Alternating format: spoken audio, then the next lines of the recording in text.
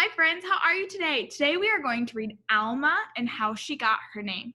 This story is by Juana Martinez-Neal. I absolutely love this story because it's about this little girl and she learns all about her name.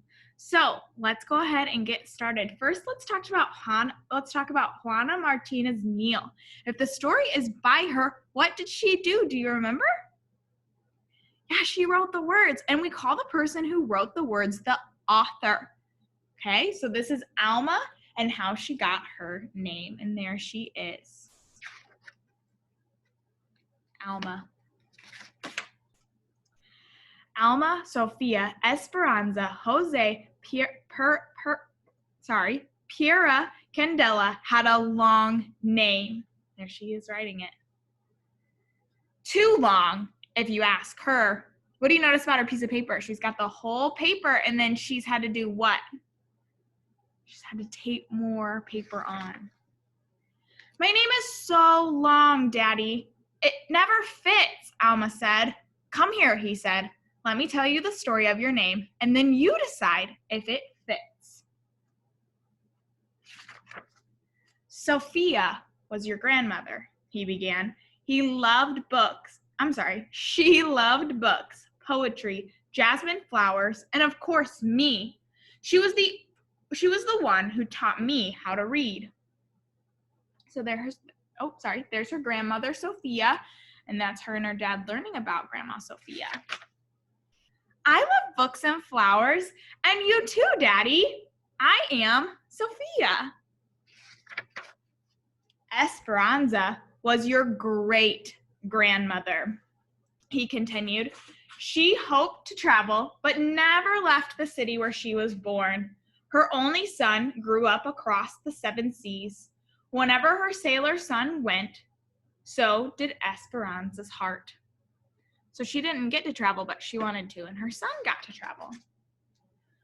The world is so big. I want to go see it, Daddy. You and me together. She's mapped out her course where she's going to go visit. I am Esperanza. Jose was my father, Alma's daddy said. He was an artist with a big family, like many people had back then. Early each morning, he walked to the mountains and the plazas to paint everyday life. Sometimes I went along. Your grandfather taught me to see and love our people. I wake up early every day and I draw a lot too. This morning I drew a kitty cat for you, Daddy. There's all her paintings. I am Jose. Pura was your great aunt. She believed in the spirits of our ancestors are always with us, watching over us. When you were born, she tied a red string around your wrist, a charm to keep you safe. So there's her, over here. There's her great aunt. Hello, Pura. It's me, Alma. Candela was your other grandmother. She always stood up for what was right. So she's protesting. And she has her kids with her. She's showing them what it means to stand up. I am Candela. You see the pictures over here growing? It's her family. I love the story of my name. Now, tell me about Alma, Daddy. Where does that come from? I picked the name Alma just for you. You are the first and only Alma. You will make your own story. Alma, Sofia, Esperanza, Jose, Pura, Candela.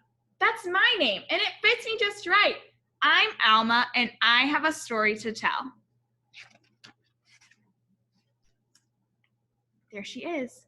Now I'm going to read you this note from Juana, the author. It says, my name is Juana Carlota Martinez Pizarro. My father named me Juana after his mother, Juana Francesca. My mother chose the name Carla to honor the memory of my uncle Carlos.